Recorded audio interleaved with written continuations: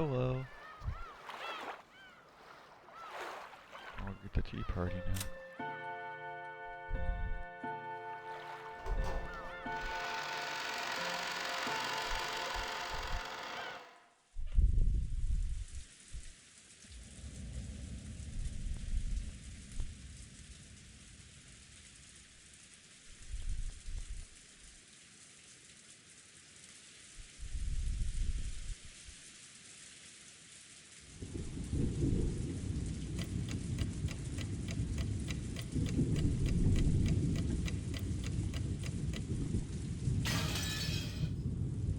I don't have a clue what's going on.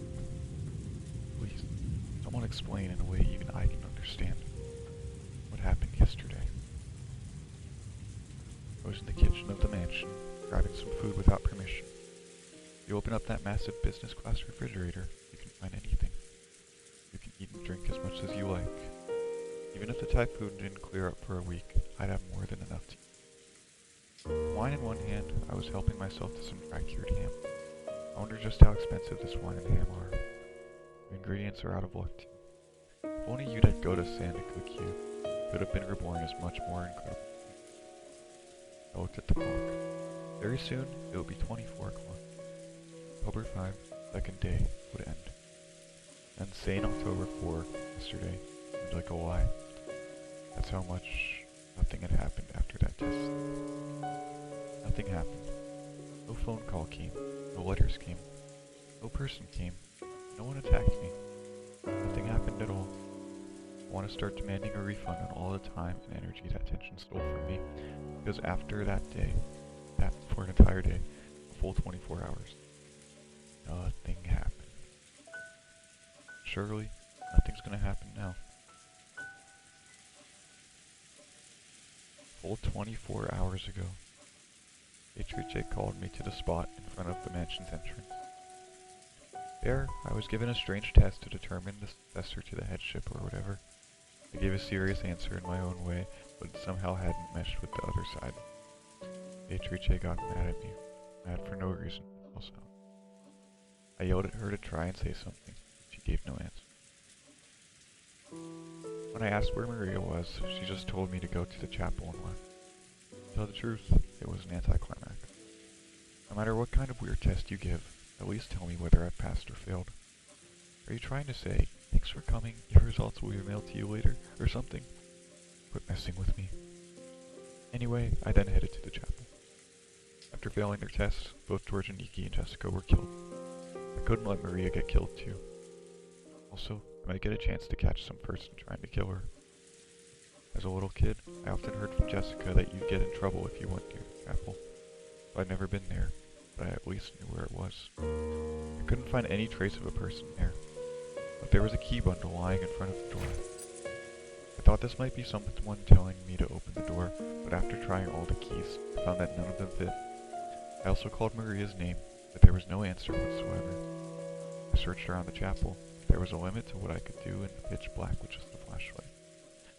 I realized that this key bundle might be a set of master keys, which could make it possible to open the door to the mansion. I found no sign of Maria, so I returned to the mansion. The mansion was wrapped in silence, and a horrible stench. However, it's amazing how good humans are at adapting. The inside of the mansion must still be wrapped up in that smell. However, I grew completely used to it and stopped minding it. It didn't seem any worse than any old house where someone had burnt something. At first, I was bewildered by the stench, but I decided to head to the dining hall for the time being.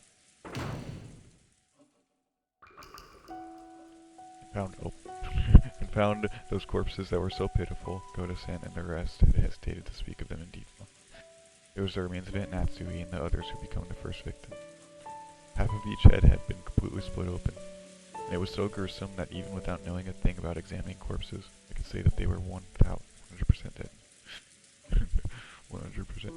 And on top of that, the remaining halves of their faces were left like normal, so it was even easy to identify them. Really convenient corpses. In addition to the 6 bodies, was one more. The 7th corpse, Maria. She lay next to Aunt Rosa, as though sleeping alongside her. I cried. The death of an innocent young girl. and at the cruel way my dad and the rest had died. I raced through the mansion swinging the hat stand spear, yelling, "Come out here! Evil person!" But I couldn't find any trace of anyone else. Thinking they might be planning to hide somewhere and attack me from behind, I went around searching for hiding places, sometimes growing more cautious, sometimes intentionally letting my guard down in various ways, but in the end, not even a kitten appeared. Then, morning came. My tension and fatigue combined with my drowsiness, making for the worst kind of dawn. Humans are pretty incredible. Even when a murder might be hiding somewhere, we prioritize. Oh, even when a murderer might be hiding somewhere, we prioritize drowsiness and fatigue over our lives. By that time, I was starting to feel pretty ridiculous. After all, for a full 6 hours before dawn, I'd walked around the mansion, yelling at the culprits to show themselves. My search had been a careful one, and I tired myself out and let my guard down.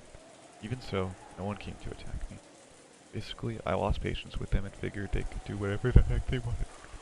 The boat won't come until the typhoon passes. They said on TV that it won't pass until tomorrow, so I've got another full day today. Lazing about lost its interest, and even though I knew it would probably make the police mad, I decided to play detective a bit. First was the dining hall, where the very first murder had occurred. The 6 who had been killed in the beginning really were pitiful. The weapon used was probably a gun. Maybe their heads were split by something powerful, like a magnum bullet or a shotgun. It was a reasonable theory to hold. Compared to that, the 7th corpse, Maria, had died in a much better and cleaner way. At a glance, I could see no external wounds and didn't understand how she'd been killed. But by her mouth were traces of bubbles that she might have spat out, and it looked like a typical death by poisoning that you might see in a TV drama. Wasn't Maria called out to the chapel and given a test? So why was she in the corpse-filled dining hall, lying next to her mother, dead? Even if the cause of death was poison, who gave it to her? Her clothes weren't disturbed at all. It's hard to imagine that she was forcibly pushed down and given an injection of poison. It's probably better to assume that she was given a capsule of poison or something and made to swallow it. But compared to the scattered and violently mutilated corpses in this room, Maria's corpse was too clean. If they had a gun, they only needed to pull the trigger.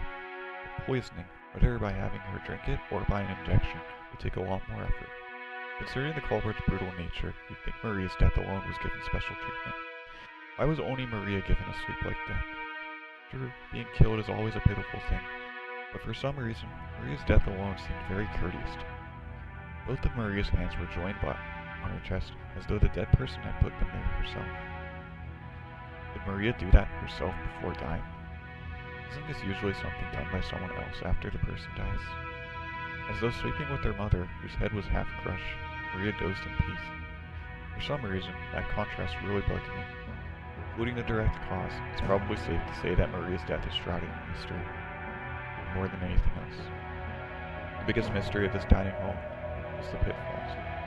The pitfalls that both Uncle Krause's group and Goda's handled mentioned. After the first 6 were killed, 5 more fell through pitfalls and were captured. What are pitfalls? Those things that suddenly open and you fall through them, right? The room had a solid floor with a carpet that looked dignified, if a bit worn out. No matter how you looked at it, it was a single piece. If a pitfall had opened up, there would have to be a seam just in that place.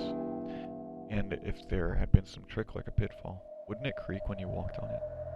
No matter how much I walked around, feeling the carpet, I just couldn't imagine that a pitfall was hidden here. Anyway, it'd be one thing if a single person fell, but a full 5 people died. By putting together everyone's stories, each one of them had fallen from a different location. So at the very least, there had to be 5 separate places with pitfalls. What does this mean?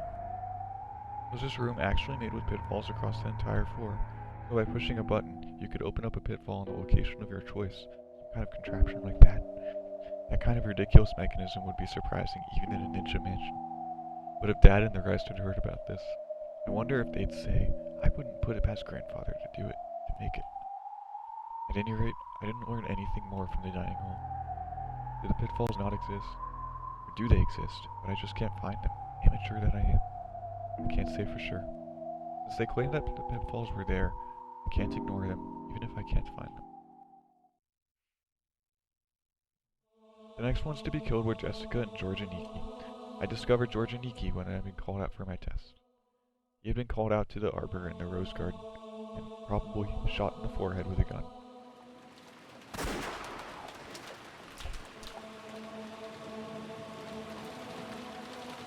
Jessica had been called to her own room on the second floor of the mansion. The door to her room was locked. That wasn't a problem at all, since I had a master key. Inside the room, it was horrible. But after the dining hall, I was used to corpses, so I built up a bit of a immune. The phone receiver was loose and dangling. Had she been killed while still on the phone with me? Jessica was leaning against the wall right next to it, with half of her head split up. As far as I could tell by glancing at the scene, it looked as though she'd been killed while on the phone. In that case, the culprit had been right there before her eyes. I hadn't gotten that impression when listening to Jessica's voice over the phone. Pretty sure Jessica said, "They got me." Probably best to assume that she'd already received a fatal wound at the time of the phone call. That's right. She also said this. バトラが来た時には私は頭を半分ぶちまけた死体だよ。 Yes, that's what she said. From what I could tell by looking at Jessica's corpse, there were no wounds on her other than damage to her head. Could she have had an injury serious enough to make her prepared for death, and then died halfway through the phone call? But the way she talked on the phone made me think that she'd escaped harm for the time being. You shouldn't be able to have a casual conversation over a phone if the culprit's right before your eyes. So, did the culprit come in partway through the phone and call and kill Jessica? No, that can't be right. After all, this room was mine. Wait, it doesn't tell me anything. If the culprit stole a master key from one of the victims, locking the door would be meaningless. But she had no external wounds other than her head. In that case, should I assume that the fatal wound she was prepared to die from and the actual external wound that damaged her head were two different things, and that both of them were made to the same part of the body? In other words, Jessica was struck severely to the head and received an incredibly bad wound. Then she called me, and either lost consciousness or died while on the phone. Then, the culprit came and damaged her head again.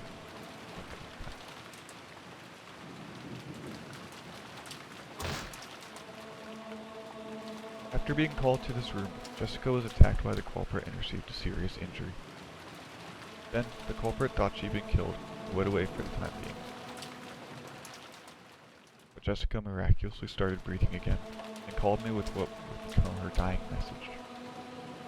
Then, the culprit realized that they'd failed to kill her, and rushed back to deliver the final blow after Jessica fell unconscious from massive blood loss. It seems to add up, more or less. Except for how Jessica was able to accurately predict the nature of that final blow. And there was one more thing that bugged me about the phone call from Jessica. Jessica had said this. ジョージ兄さんもダメだった。ありゃ、即死だ。 She said it almost as though she'd witnessed George Aniki being killed. But while you certainly could see the rose garden from the window in Jessica's room, and you could even see the roof of the arbor where George Aniki had been summoned, it was very far away. Add on the fact that it was the night of a typhoon, and it's very hard to imagine that she was able to witness everything that happened by the arbor from this window. More than anything else, Jessica left before George Aniki, but she shouldn't have known that George Aniki's test took place by the arbor. Why did Jessica know that George Aniki had been killed?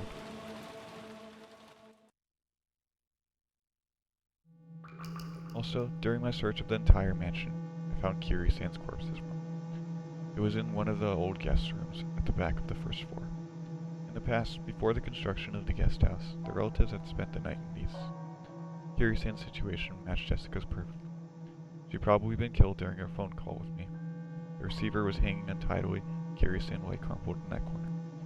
But the way she had been killed was very different from Jessica. Her head wasn't smashed. Instead, a stake with an occult design was buried into her forehead. It was so gruesome, so I pulled it out. After pulling it, I realized that this might get me into trouble with the police later. So, a little too late, I set it down by Kiri-san's side. Its tip was sharp and stained with enough blood that it must have penetrated fully to the brain. I didn't know what kind of metal it was made of, but it was about as heavy as a paperweight. Certainly, if you were stabbed all out with something like this, it might cause a terrible wound. I probably knew what stake meant. What that stake meant is one of those The style of killing from the fourth twilight onwards in the witch's epitaph. It's probably that gouge with the stake and kill thing. However, a human skull is very firm. No matter how much someone mustered their strength, could it really have been pierced so neatly? No. By my reasoning, this stake wasn't the cause of death, but had just been used to damage the corpse after death. She was probably killed with a gun or something, like Georgianiki, and the stake had been stuck into the hole left by the gun. Thinking of it that way makes it easier to accept. But was Kiryu-san really killed with a gun? As she said on the phone, even though she was holed up inside a locked room, Kiryu-san was being attacked. In fact, this room had been locked. Also, she mentioned a golden thread or something flying in and attacking her. In fact, there were 4 places around Kiryu-san's corpse with holes that could have been caused by some kind of attack. But a golden thread attacked her through the keyhole. I looked at the door from Kiryu-san's perspective. If it had been one of those old keyholes you see in old mystery movies, where you can peek through to the other side, then it would have clearly been possible to stick something through it. But even though the doors in this mansion were old-fashioned, the locks were the familiar, average cylinder style that you could find in any normal house. In other words, they weren't constructed in a way that would let you penetrate through them. So no matter how thin an object you might try to stick through the keyhole, it's unthinkable that something penetrated through from the outside and attacked. A cylinder lock. A keyhole. But despite that, Kiryu-san definitely said that something like a golden thread had flown in through the keyhole, spun around while aiming for her, and attacked her. Golden thread attacking through her keyhole. I couldn't understand what it meant at all. But even so, Kiryu-san probably predicted that I wouldn't be able to understand all this. And it wasn't just Kiryu-san. Jessica said it over the phone too. No, it's the very beginning. From the time we talked with Goto-san and Kumasawa-san and got the phone call from Uncle Krause's group. Everyone has said the same consistent thing. Grandfather summoned witches and demons, and is killing people with magic. They've been shown that right before their eyes. These weren't tricks or fakes. There was no choice but to believe it. With one voice, they had all said it. When the mystery woman calling herself Beatrice appeared, even I had pretty much believed that she was a real witch and might start summoning goat monsters right and left. However, after being left alone for a whole day, my feeling of tension had faded completely. I was now able to think that something so stupid definitely couldn't be true. Did they lose their heads a little in an extraordinary situation where their lives were exposed to danger, and mistakenly think that a witch was attacking them with magic? But multiple people gave the same kind of testimony, and on top of that, none of their opinions conflicted each other. If it had just been a single statement, I'd be able to suspect that they just didn't see what they thought they saw, but doing that now is pretty difficult.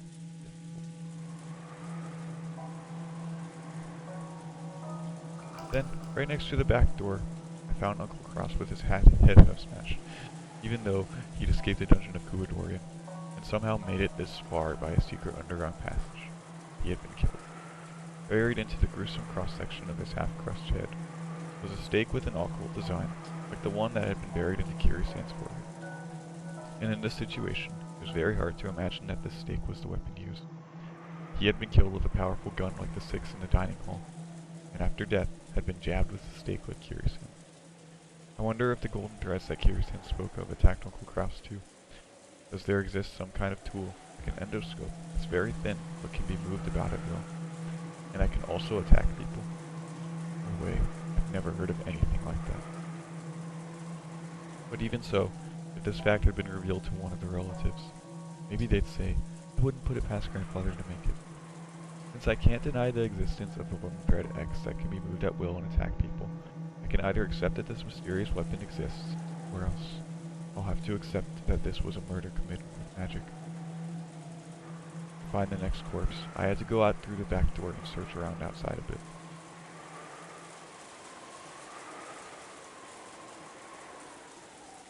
Behind the mansion, in the wild-grown bushes that were almost swallowed up by the forest, there was something like an old well. And right next to it were Dr. Nanjo and Shannon-chan's corpses. Both corpses had their heads smashed, and though they weren't stuck in, there were stakes lying right next to each damaged head. Each corpse was atrocious, but having to look directly at Shannon-chan's lovely face, which had been half blown away, was very painful. Then there was the well. I'd heard that inside it was a secret underground passage to the mysterious mansion to adore it. By this time, I'd begun to think that Beatrice and her accomplices might have used this underground passage and left for Kuadori. Even though there had apparently been at least 10 of them, I hadn't seen a trace of anyone. It seemed very likely that they'd already escaped to a different location. There's the typhoon. They can't go out to sea. It goes the same for the forest. There's no way they could traverse such a deep, uncultivated forest on foot. In that case, they had only one place to go. A mysterious hidden mansion to adore it. Through the secret underground passage at the bottom of the well. By this time, I had entirely lost my fear of being killed if I happened to come across the enemy. Mess with me. This time I'll storm into your mansion. なんだこりゃ。ちくしょう。 The old well had a firm cover on it. The cover was an iron grill. The gaps between the bars were perhaps 20 centimeters across. You could peer inside, but it really wasn't something a human could pass through. If I hadn't known better, I wouldn't have thought it anything more than a simple cover to prevent walls. But from what Kirisana told me, I knew that its purpose was to prevent intruders from entering the secret underground passage in its depths. But the cover was extremely firm and rigid, and no matter how much I pushed or pulled, I couldn't even get close to opening it. I couldn't find any obvious one. It might be sealed by some mechanism. But no matter how much I investigated it, I couldn't find anything to release it. The biggest piece of information Kirisana tried to give me, gambling her final moments, was the underground passage in this well. こんな二程度で俺を阻めると思うんじゃねえぜ。こいつをぶち壊してやる。その道具を探そう。 I had an idea. After all, I'd seen the various tools in the guardian shed when we'd locked Goda-san and Kumasawa-san in there.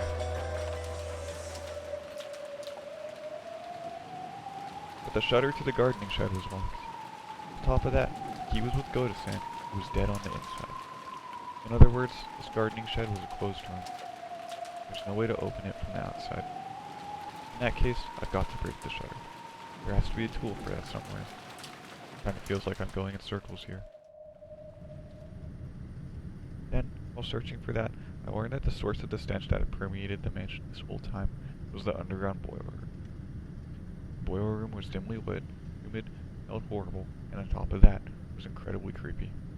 But there were several large tools there, and I managed to find a fire hatchet and some massive wire cutters. And grandfather's corpse. No, strictly speaking, I should probably say that I found a burnt corpse of a person who was probably grandfather. Someone's corpse had been stuffed into the blazing fires of the boiler. However, by coincidence, I was able to notice the number of toes on the corpse. Both feet had 6 toes. That's right, I think I heard it from Dad some time long ago. Something about grandfather having polydactyly with extra toes. According to old Oshirimiya family tradition, it seems that those with extra fingers or toes had some kind of good fortune and were treated as a good omen. And because of that, grandfather was selected to be the successor or something. But I wonder if I can be certain this is grandfather's body just from the number of toes. After all, grandfather was supposed to be the leader of the group of culprits.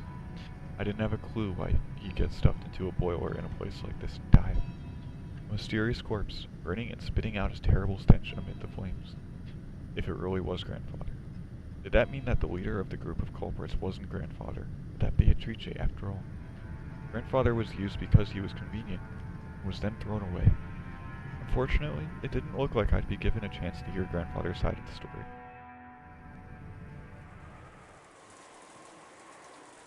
Now that I obtained a tool, I had thought about rushing to take on the cover to the well, but I decided to break the shutter to the gardening shed first. I had plenty of time to kill anyway. I figured I should check on the condition of Goda-san's and Kumasawa-san's corpses.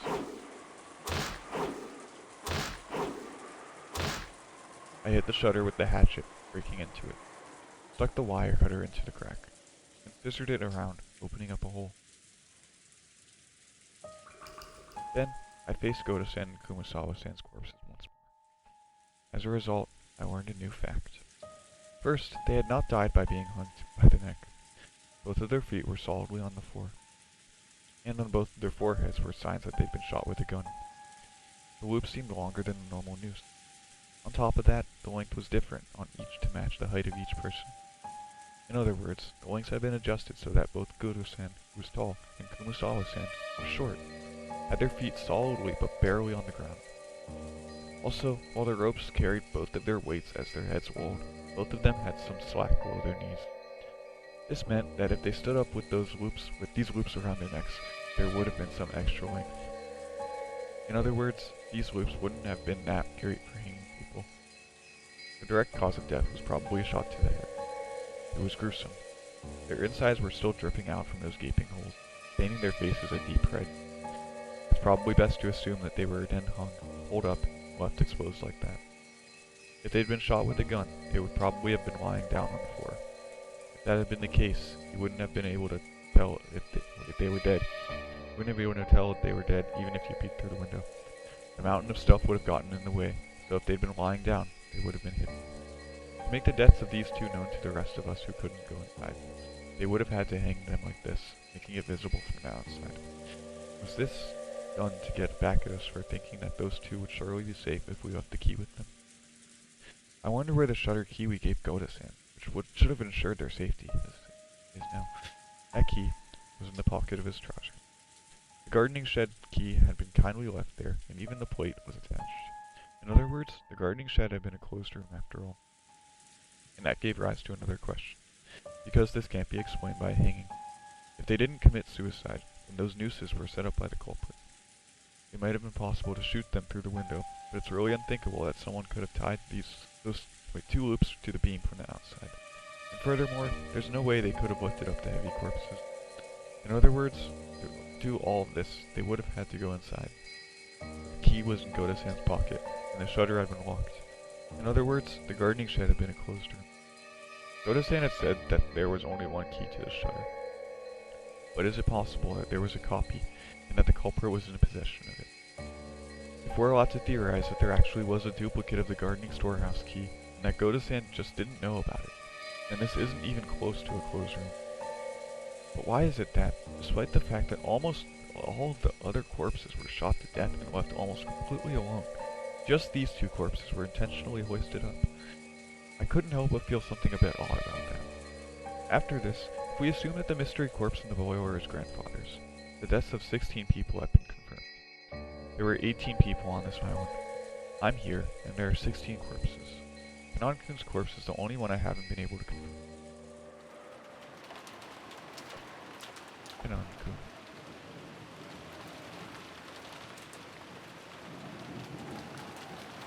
According to Kiryu-san, he had been killed while climbing out of the well and had fallen down into it. So with the well closed up like this, it's impossible to check.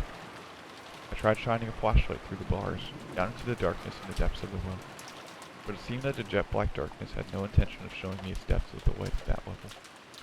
It looked like I'd have to break the bars after all. Using the hatchets and things I dragged from the boiler room and the gardening shed, I tried breaking the cover of the well. But the metal bars were extraordinarily sturdy, and breaking them wasn't easy. I hit them with the hatchet over and over until my hands started feeling weird, and eventually gave up on breaking them. It's impossible. If they were at least wood, I might have been able to break them. But this metal... That's right, there's no way you can slice through metal bars like butter with a human strength. I can't even begin to understand that story about how Kanan-kun cut through metal bars.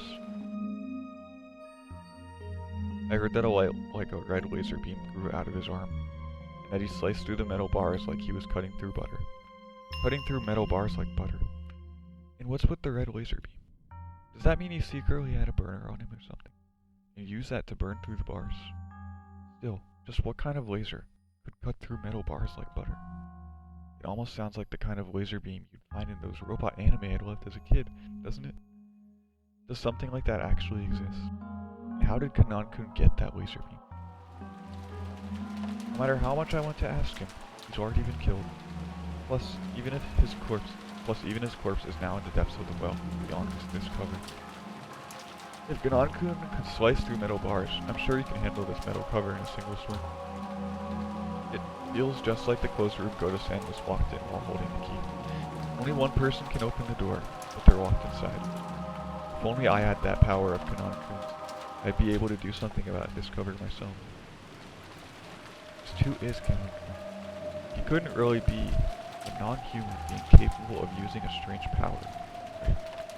Kiri-san told me to believe in witches, and I even met an insane woman calling herself one.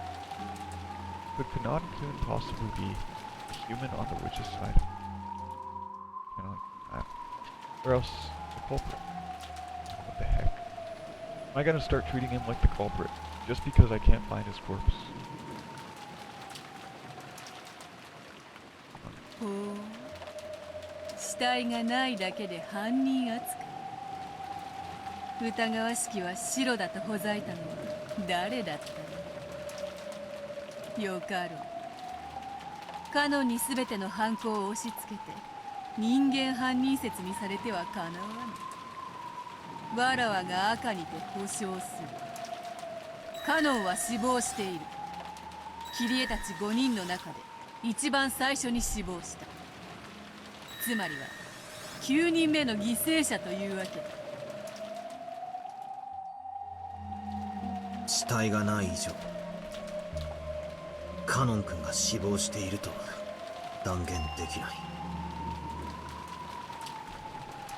わらわが赤でささやいたところで駒であるそなたには届かぬ。だがそなたに届いた。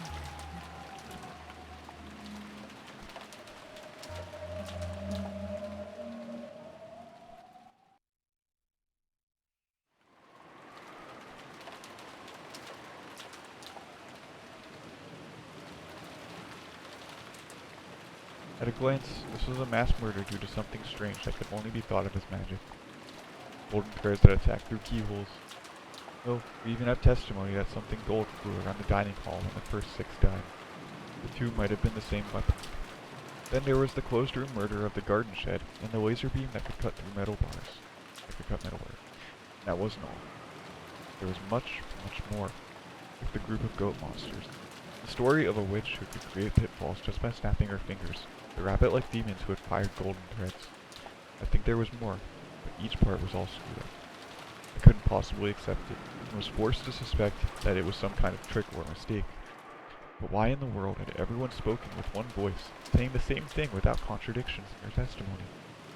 It's not only the magic. There's Maria's mysterious death. Why Jessica knew that George and Nikki had been killed. The mysterious burnt corpse that I couldn't confirm really belonged to Death Darkies. More and more.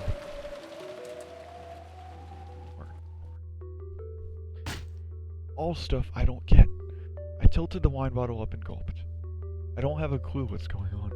After dinner last night, the kids were chased out and told to go back to the guest house. And then there was a massacre in the dining hall. Kiri-san and the rest were dropped through pitfalls and captured. Then, Jessica and George and Nikki were called out to take a test or whatever and killed.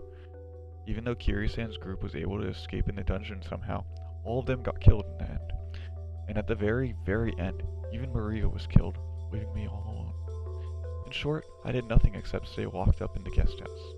During that time, a huge incident occurred and ended. What can I call it except incomprehensible? I don't have a clue anymore. もう俺はただの食欲魔人なんだぜ。俺だけ生き残らせるつもりかよ。とっとと姿を現して殺しに来いってんだ。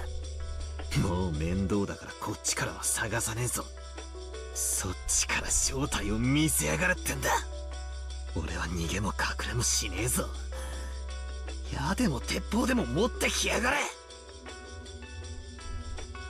I haven't gotten any sleep since yesterday, so I'm incredibly sleepy. You want to kill me? Go ahead. I decided to return to the guest house and boldly rest in a bed. When I exited the kitchen and passed through the lobby, that portrait of the witch came into view. The big clock did too. It was almost exactly 24 o'clock. Then, the sound of the bell rang out, proclaiming that 24 o'clock had arrived. As I listened, I looked up at Beatrice's portrait. Exactly 24 hours ago, I met you. What were you trying to say? And where did you go? Just who in the world are you? Golden Witch, Beatrice. I haven't solved a single one of the riddles surrounding you. Show yourself. Fight me.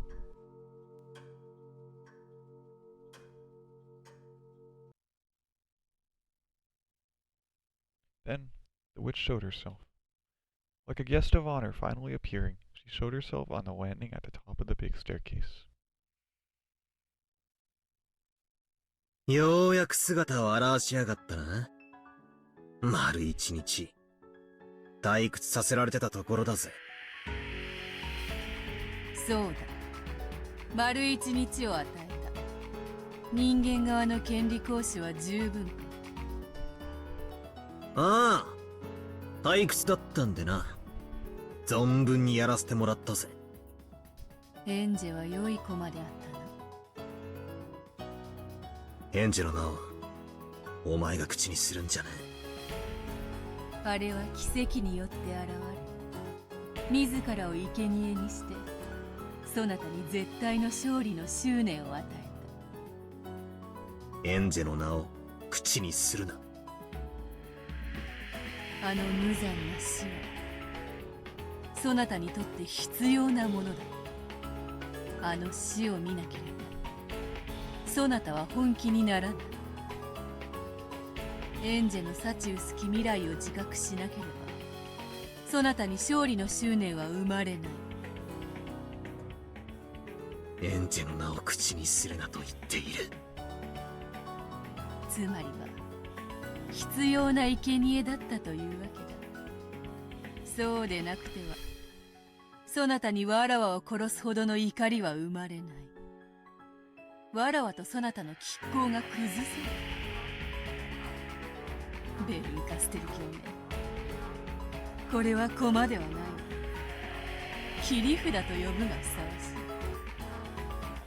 い。駒はどれほど活躍しようと盤上を離れることはない。しかし切り札はどんな力を発揮しようとも切れば確実に捨てられる。エンジェはそなたにとって実に良き切り札だったの。エンジェの名を口にするんじゃな。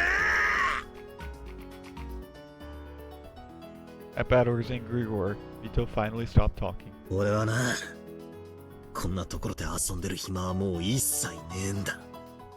引き分けすらもエンジェを待たせてる。俺はな、お前を打ち破り家族を連れて家に帰るんだよ。てめえと魔女ごっこで遊んでる暇は一秒たりともありはしない。ならばどうすればよいか分かっている。ああ、お前をぶっ倒す。魔女も魔法も幻想も妄想も全て俺がぶっ飛ばす。さあ追っ始めようぜ。もう二度とごまかさせない。ゲーム再開だぜ。お前という嘘っぱちを追う魔女のベールを俺が引き裂いてやる。素直に一言わらわを殺してやると言えばよい。ああ、その言葉をお望みなら言ってやるさ。俺が聞いてやるお前の望みで最初で最後のものだ。感謝する。お前も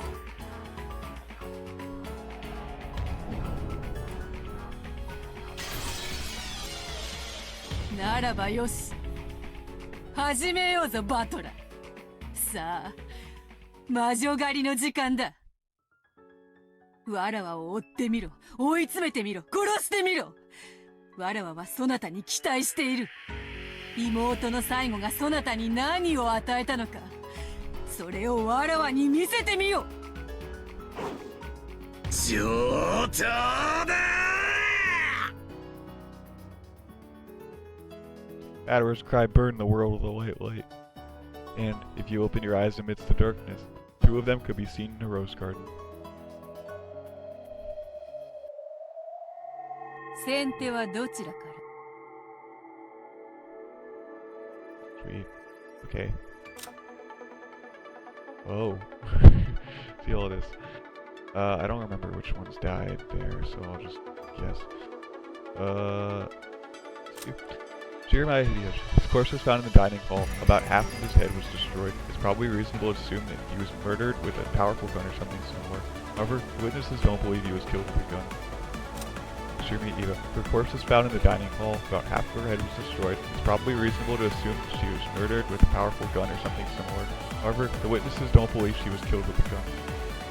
Shirumi Natsui. Her corpse was found in the dining hall. About half of her head was destroyed. It's probably reasonable to assume that she was murdered with a powerful gun or something similar. However, the witnesses don't believe she was killed with a gun. Was it again? It was still Rosa. Shirumi Rosa. Her corpse was found in the dining hall. About half of her head was destroyed. It's probably reasonable to assume she was murdered with a powerful gun or something similar. Okay, so yep. Okay, it's all that for those. So all those are the same thing. Who was next? It was Jessica. Shirumi Jessica. Her corpse was found in her room on the second floor of the mansion. But half of her head was destroyed. It's probably reasonable to assume she was murdered with a powerful gun or something similar. Yep. Smashed by her own attack due to George's counter-offensive specialized barrier. Shirumi Krause. His corpse was found in the guest room deep within the mansion. About half of his head was destroyed. It's probably reasonable to assume he was murdered with a powerful gun or something similar. The demon stake was buried into the damaged area. No one can escape its yet stolen arrows. Okay, what does it say about Kanon? Kanon. Servant Kanon. Bador was not able to find his corpse. No matter how he's killed with magic, without a corpse, he's a definite suspect. And that's definitely anti-fantasy. Therefore, I guarantee his death with the red truth. Now that's definitely anti-mystery. Nanja. Family Dr. Nanja. His corpse was found behind the mansion. About half of his head was destroyed. It's probably reasonable to assume. Okay. Demon stake fall near the body. Great. Who's next? Oh, when did he die there? His corpse was found in the dining hall about... Okay, he died there, I forgot. Wow. Okay. Yes.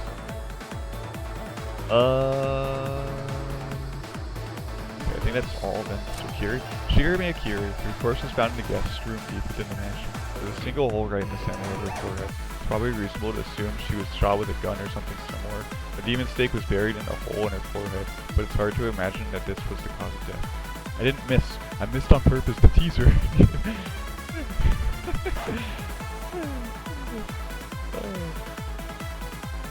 Servant Goda. His corpse was found in the Rose Garden storehouse. It's assumed that he was hung by the neck after being shot in the forehead.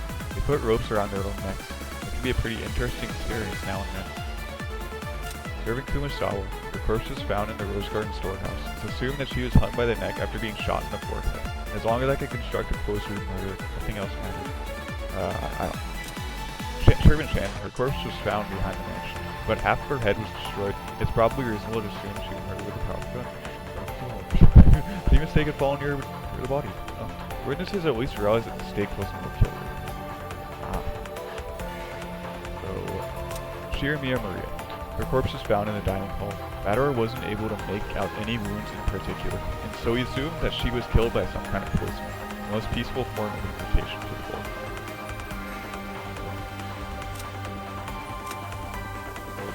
Okay. And how about Kinzo? Shirumi Kinzo. His body was found as a burnt corpse in the underground boiler room's incinerator.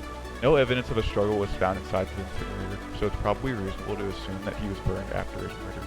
Dust to dust, ashes to ashes, the dead to the dead.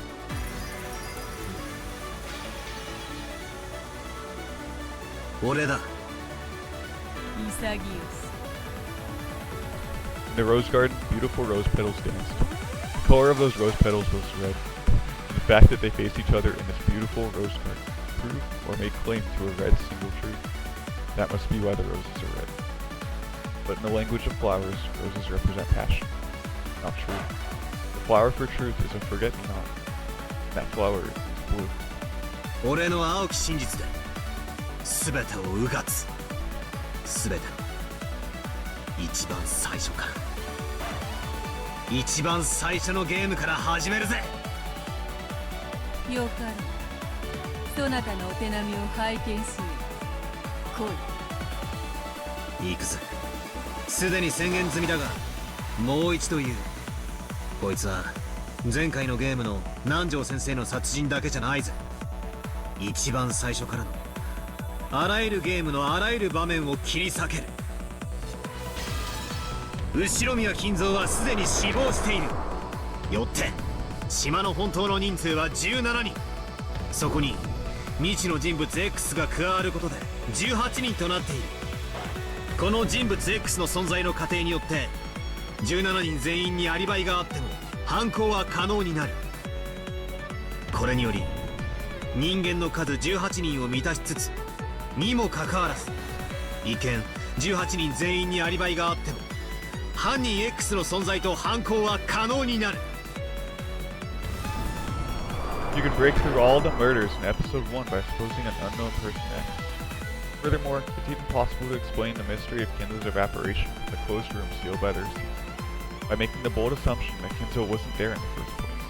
Unless Bito counters this with the red truth, the illusion of the witch from episode 1 has been completely smashed. This blue truth is valid. The wedge of blue truth that Bador had thrown stabbed right through the top of Bito's left foot. Was the blood pouring after a protest being made by her red truth? Bito shut one of her eyes tight, enduring the unbearable pain of the blue truth that denied her. 悪くない。だがまだまだわらわは否定されてはおらぬ。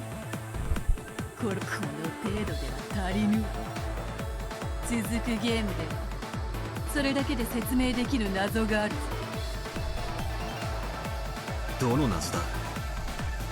第2のゲームの終盤、ジョージがゴーダとシャノンを引き連れ夏日の部屋に立てこもり殺された。夏日の部屋を解錠した鍵は室内に閉じ込められ、残る全ての解錠可能な鍵はローザの手にあった。犯人 X が存在しようとも密室構築は不可能なはず。 The blue wedge that pierced Bito shook. She was resisting, fighting to pull it out. いいや、俺の青き真実は揺るがない。犯人 X がマスターキーを入手していればあれは密室でも何でもないんだ。いや、入手は不可能だ。マスターキー全てはローザが管理した。だがローザおばさんが共犯であったなら何の意味もない。ローザおばさんは犯人 X に何らかの方法で鍵を渡し密室殺人を幇助した。そしてその後同様の方法で鍵を回収したんだ。甘いぜベアート。こんなのは当時の俺もすでに推理している。そうであったな。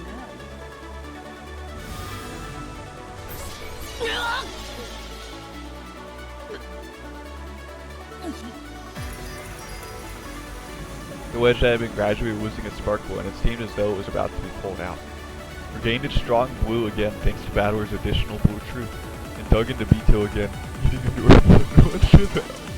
What is going on? You don't let out a cry maker said that thing.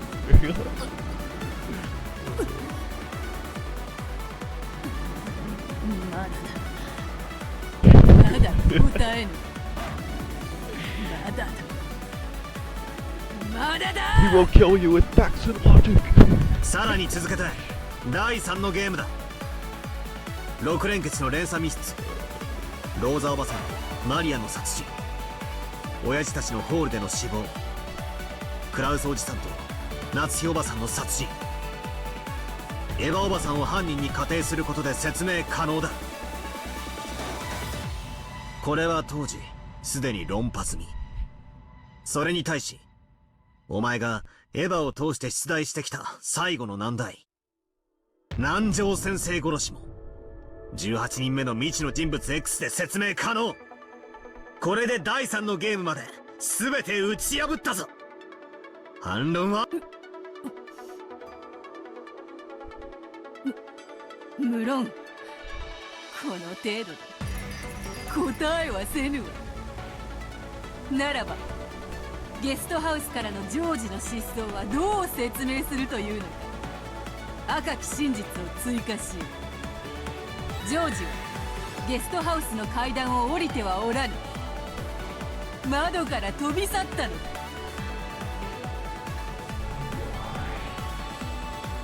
In the final stages of the third game, George suddenly vanished from the second floor of the guest house.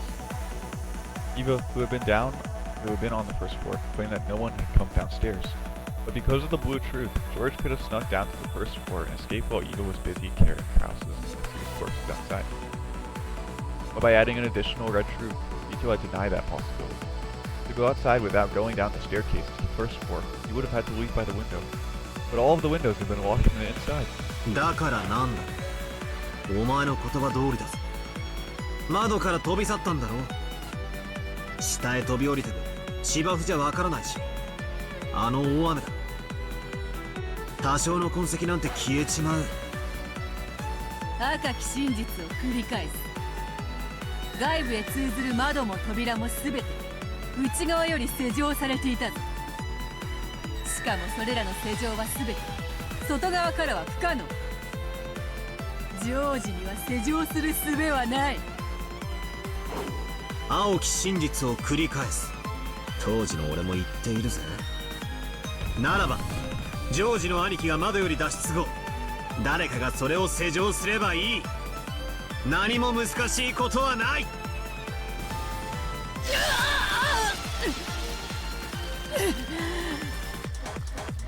の程度であがけぬか。 Vito couldn't remove the blue wedge that was buried into her foot. The big witch was burned more and more by that forceful blue. 第3のゲームまでの全てにおいて青き真実は未だ揺るがない。ならばお前が魔女であることを証明する唯一のゲームは今回の第4のゲームだけってことになる。わらわが赤き真実にて反撃していない以上、そういうことになる。この度のゲームでのみ魔女を証明せねばなるまい。了解。存分に来るがよ。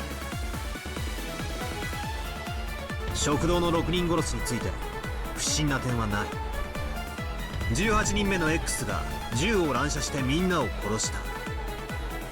落とし穴については実際に落とし穴が本当に隠されていた可能性もあるし、桐江さんの仮説である瞬時に混沌させる毒矢の発射装置 X の過程でも説明可能。ジョージの兄貴ジェシカ、そして地下牢から脱出したメンバーの殺害も食堂と同じで銃によるもの。不審な点はない。だが分かってるぜ。反撃があるんだろ。来いよ。そなたの最大の刃である18人目の X は金蔵がすでに死んでいるとの仮説に立脚している。そう来ることはわらわも分かっている。だから金蔵を書斎より出した。その金蔵を親族会議の全員が迎えたぞ。親族会議に居合わせた全員が金蔵の存在を認めた。そうだな。だがじいさまはずっと視線をさまよって寝込んでいた重病人ってことになってるぜ。やつれてて別人に見えちまってもみんな気にしないかもな。俺はこう返す。そのじいさまは別人の替え玉だ。親族たちがじいさまと見間違えた別人だ。ならばわらわはこう返す。全ての人物は後ろ宮金蔵を見間違わない。いかなる変装であったとしても後ろ宮金蔵を見間違わない。ならばこう返す。お前は第一のゲーム時では5本以上存在することになっていたマスターキーの本数を以後のゲームの設定変更を行っている。同じことで第4のゲームにおいて金蔵の生死の設定が変更されている可能性がある。よって第4のゲームの金蔵の存在をもってそれ以前のゲームでの金蔵の存在を証明することにはならない。よって食堂での6人殺しはじいさまが自ら執行したと仮定しても何の矛盾も生じない。ならばこう返そうぜ。4つのゲーム開始時の金蔵の性質設定は全て同一である。第4のゲームのみ設定が異なることはない。副賞要求。各ゲームの開始時に金蔵は生存している。副賞拒否。答えぬよバトル。わらわはそなたに望まれて赤き真実を答えはせぬ。くそ、じじいね。俺の我が最愛の魔女ベアトリーチェを守るために体を張ってやがるってのか。Playing, the dark geezer came into view. Is he trying to be some kind of knight, blocking the path between me and Vito? バトラーよ、お前にこのわしが超えられるかな。至らせぬ、至らせはせぬよ、黄金の魔女の高みにはな。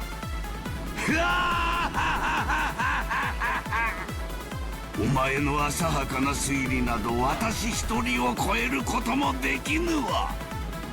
死ねい。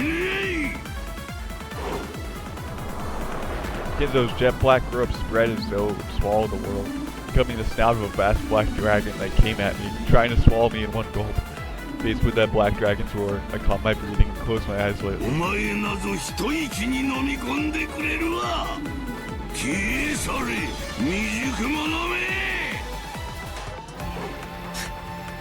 黙りな、死に損ないの亡霊め。ほう、わしを亡霊呼ばわりしてみせるか。あくまでもわしはすでに死んでおるとする仮説を貫くか。それがお前の命取りよ。第4のゲームの第1の番にて闇に飲み込まれて消え去るがよい。 The black dragon's vast mouth with its snout and fangs swallowed Battler whole. In that instant, Battler suddenly opened his eyes. ありがとうよ、ベアトリーチェ。お前の第3のゲームだ。俺の反撃の足がかりとなる。あばよ、クソじじい。こいつでお別れだぜ。俺は金蔵死亡説が第4のゲームでも主張できる根拠として以下の仮説を提唱する。よかろう、存分に来るがよい。我が末裔よ。行くぜ、クソじじい。金蔵の名は後宮家当主の称号として引き継がれているという仮説だ。後宮金蔵はすでに死んでいる。そしてその名を誰かが継承した。全員が承認した。それにより親族会議に居合わせた全員が金蔵の存在を認めた。じい様の変装をする必要さえもないのさ。一同が新しい金蔵を認めたのだから。よって見間違えるわけもない。以上の仮説が否定されない限り、お前が死んでいるという事実は変わらない。これでとどめだぜ、クソじじい。お前に復讐要求だ。全人物の中で異なる複数の名前を持つ人物は存在しない。できんな。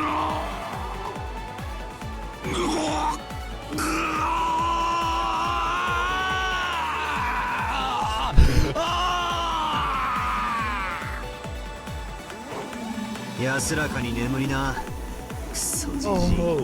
感謝しろよ。お前やっと死ねたんだぜ。こいつが陰謀だ。食らってくたばりな。後宮金蔵はすでに死亡している。そうさ、あんたは気の毒だよな。その死体が見つかる場合、いつも丸焼けだ。それは死後が経過している死体であることを悟られないための工作なのさ。そしてその名を誰かが受け継いだ。以上の仮説でてめえは死亡しているにもかかわらず、金蔵は親族会議に登場することができる。どうだよ、これだ、チェックメイトだ。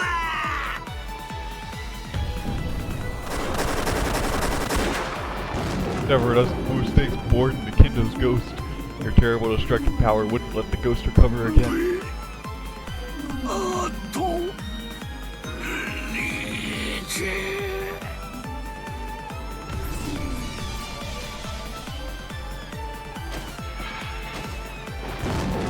金蔵、今日までありがとう。安らかねえ、そなたの日々を忘れない。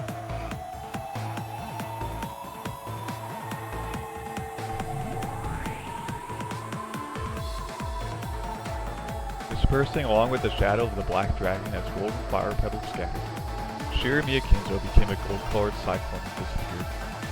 Even after death, he had fought for the sake of the woman he loved. There's no doubting that your love and madness were the real thing. バトラー、恨むな。死者は眠らせろ。起こすな。次こそこれでお前も最後だ。 Vito still couldn't pull out the blue wedge that pierced her foot. She realized that she was on the verge of death. お前には随分と付き合ったぜ。お前の遊び相手としての義理は十分果たしたはずだ。だがそろそろお片付けの時間だぜ。家で寂しがり屋の妹が待ってるんだ。家族揃っておいとまさせてもらうぜ。ならば殺せ。ならばわらわを殺してみせよ。逃げも隠れもせぬ。今や避けることもかなわぬ。来い、後ろ宮バトラー。おう、金蔵死亡説による18人目の X により残り全てを貫く。第4のゲームにおけるジョージの兄貴とジェシカの死も X が犯人で説明できる。地下牢から逃げて殺された5人も園芸倉庫の2人も最後のマリアも全て18人目の X で説明できる。何もおかしなことはない。以上にて全てのゲームにおける犯人の説明を人間にて完了する。ベアトリーチェ、これでチェックメイトだ。 He did!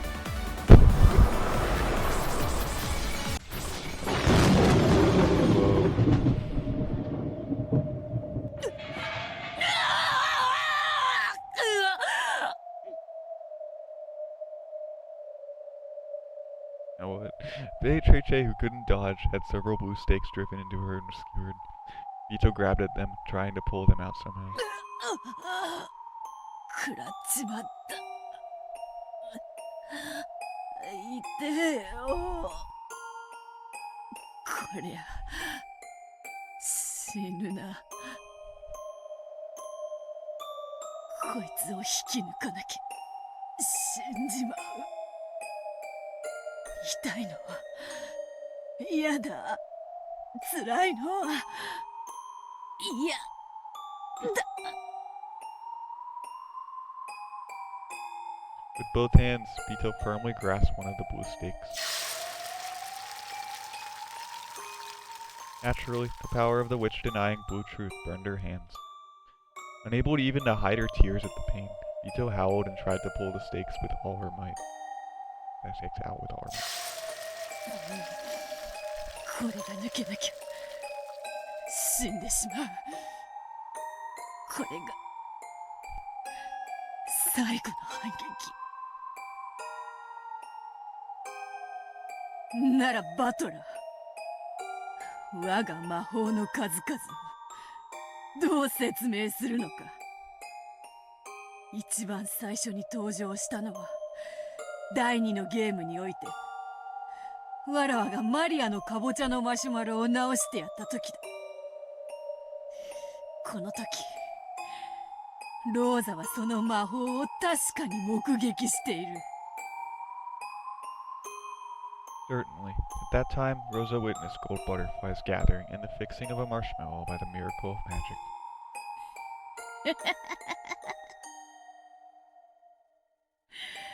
ローザ一人の目撃では信憑性がないであろう。だからわらわはその目撃者を極限まで増やしたのだ。それこそが今回のゲームよ。我が眷属たちの召喚、そして魔法による虐殺、それらの全てを大勢の人間たちに目撃させた。それこそが我が魔法の存在する証明。これをどう説明するのか。後ろ宮バトラー。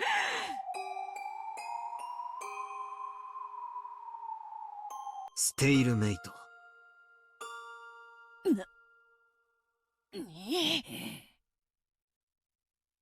魔法があるから魔法はある。そういう論法にはできないってのが俺たちのブラウン管裁判のルールのはずだぜ。そうだったな。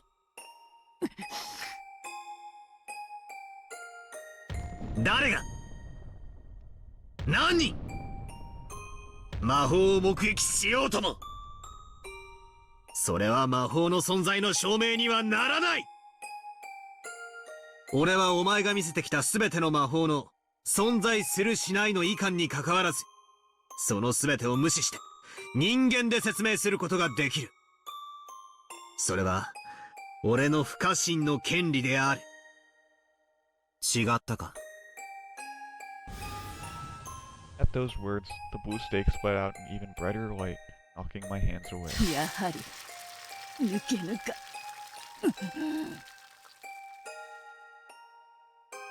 As bad or is now, even if I pull up a witness for each individual bit of magic and demand an explanation, he'll probably use some kind of move to deny all of them. Not just the magic with the marshmallow I showed Rosa, but all the miracles of magic. So, I can no longer even claim to be a witch without questioning him about something like how a marshmallow was fixed. I'm in such an inferior position that I must fight over such trivialities. わらわは無理かもしれぬ。わかっている。もとより勝ちのなきゲームだったのだ。なればいつか敗れる日が来るのは当然のこと。わらわはバトラに敗れるためだけに今日までを戦ってきたというのか。勝てるかもしれないと始めたゲームだった。勝てるかもしれないと始めたゲームだった。簡単には勝てなくても無限に繰り返すゲームの中でいつかは奇跡が起こると信じてた。何しろわらわには絶対に勝つという絶対の意志がある。しかし今やその奇跡は完全に失われた。そして絶対の意志はバトラに宿り、私には万一の奇跡も絶対にない。いや、奇跡も絶対もないが正しいのか。勝利はなく引き分けによる終了もない。唯一許された決着、敗北を与えられるまで永遠と抗うだけのゲーム。そうさ、私はバトラに殺されるためだけに戦っている。 I looked into Bador's eyes, that which was reflected inside them. The figures of the little sister waiting for his return, and the family he had to bring back were reflected in those eyes. To him, my existence is already not even that of an individual. Obviously, from the very beginning, he has been trying to deny the individual that I am.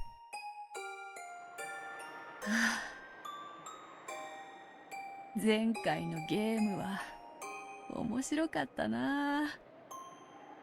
ちょっと騙しただけだったけど、ほんのわずかの間だけでも分かり合えたような感じになって面白かったな。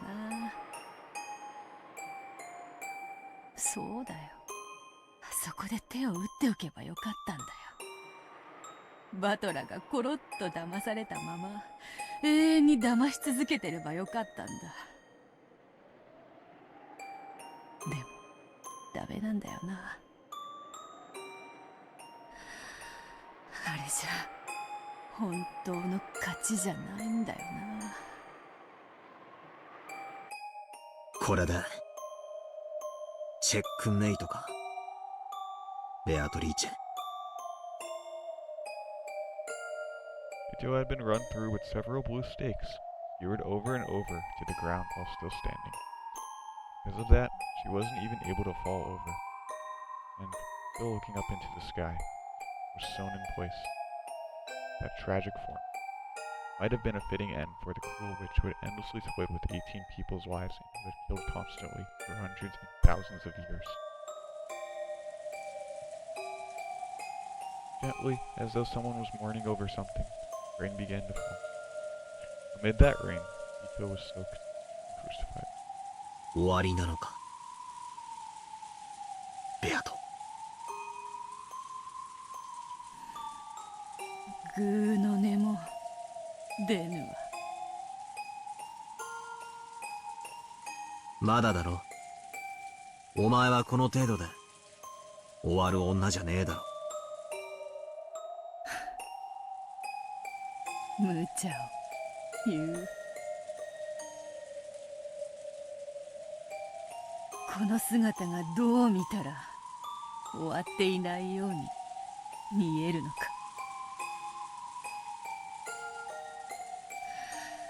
早くとどめを刺せよ。Okay.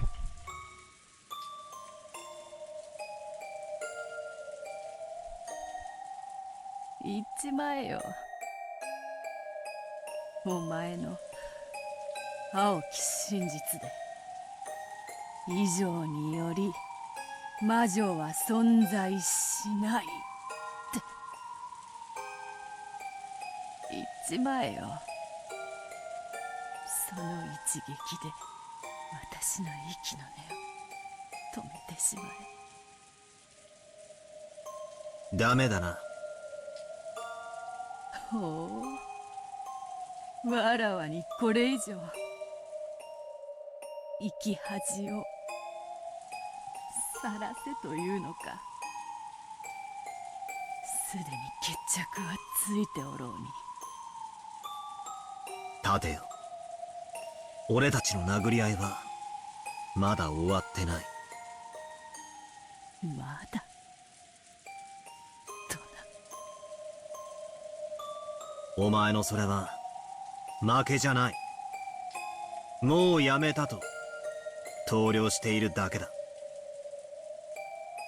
いいではないかよ。投了でそれでそなたの勝ちだろうが。とっとと妹のところへ帰るがいい。わらわなどこの場に打ち捨てていけ。俺は言ったはずだ。逃げない。お前を逃がさないとな。お前は何者だ。そして一体何が望みだったんだ。それが知りたくばそなたの18番でも試せばよい。いいではないか。ただの妄想幻想、それでいいではないか。全然ダメだぜ。逃がさない。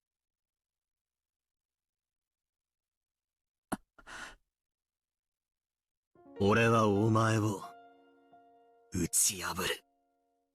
このまま逃がしてなるもんか。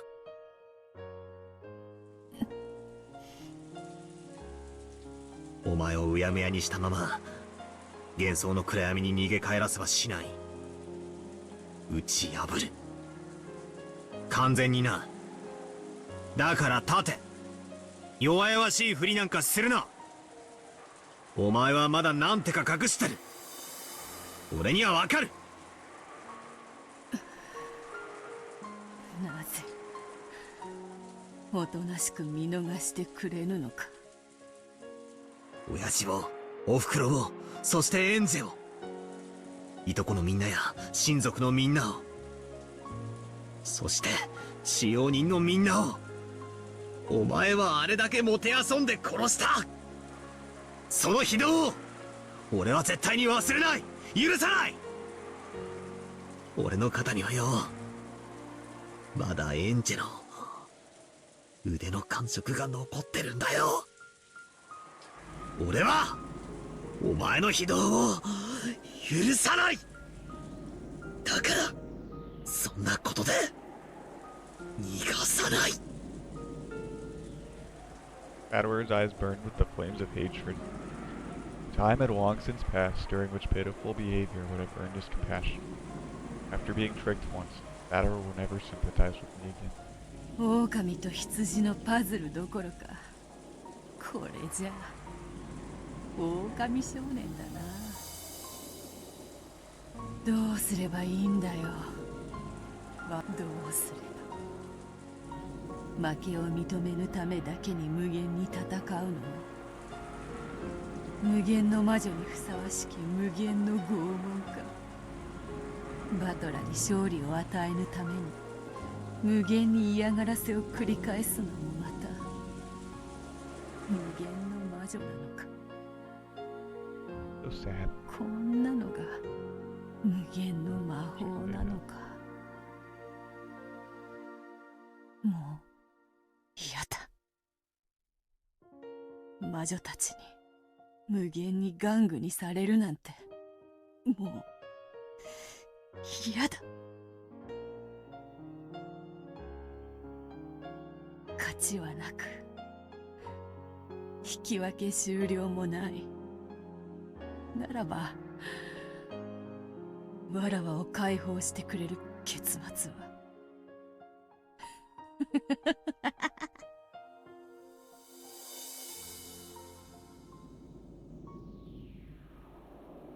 魔女の道に落ちた時から、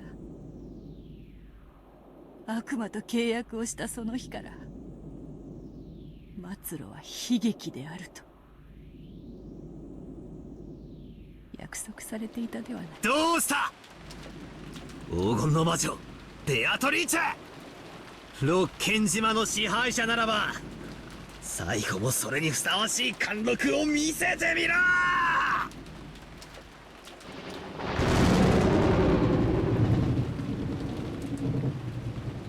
Lightning. The world was smashed with light. Fitting last moment for the roar of Rokkenjima.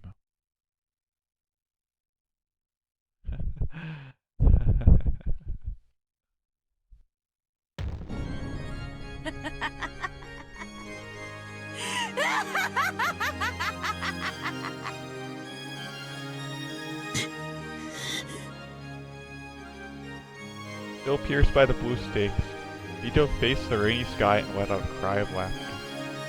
Then she slowly raised her face and stared at Batman.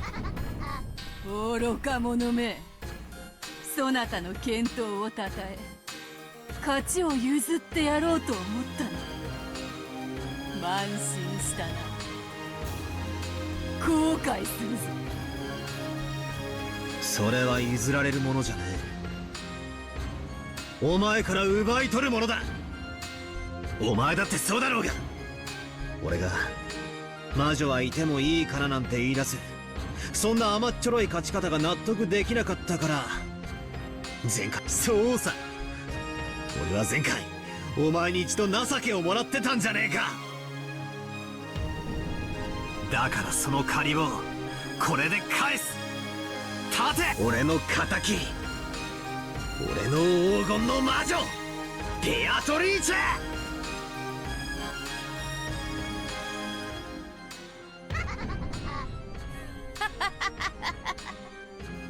バカがバカが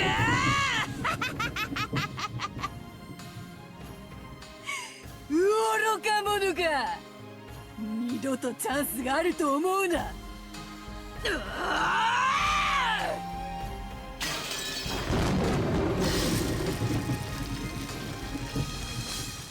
When Vito yelled, the blue stake that had pierced her chest blew to bits and disappeared. However, the blue edge that had pierced her foot in the very beginning did not vanish. まだ抜けてないぜ。18人目の X の青き真実が抜けていない。そなたの副賞要求の一つに応じる。全ゲームの開始時に金蔵はすでに死んでいる。しかしならばつまりは一人を抜かせばよいこと。わらわはこれまでこの島には19人以上の人間は存在しないと宣言してきた。それを金蔵の分一人減らす。この島には18人以上の人間は存在しない。以上とはつまり18人目を含めるぞ。つまり18人目の X は存在しない。これは全ゲームに共通することである。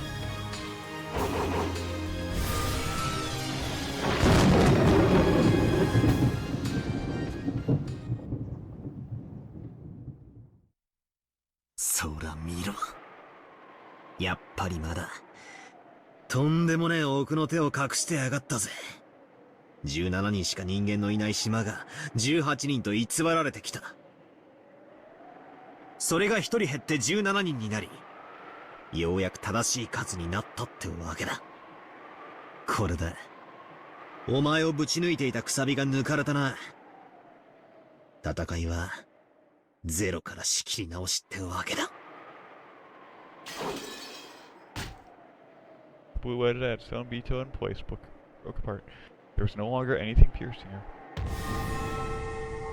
The scars in her body had disappeared completely. There stood, just as Battlor had hoped for, the figure of the majestic golden witch who ruled Rockinjima. さあ来いバトラー。もう一度最初からだ。全てについて青き真実で打ち抜いてみよ。わらわももはや遊ばぬ。逃げもせぬ。隠れもせぬ。そなたが不甲斐ないならばこの勝負この場にて決着してくれようぞ。わらわの譲り勝利にて妥協しなかったことを永遠に後悔させてくれる。さあ第1のゲームからだ。 Okay, we're going back, doing all that. I'm gonna do this next time. Bye!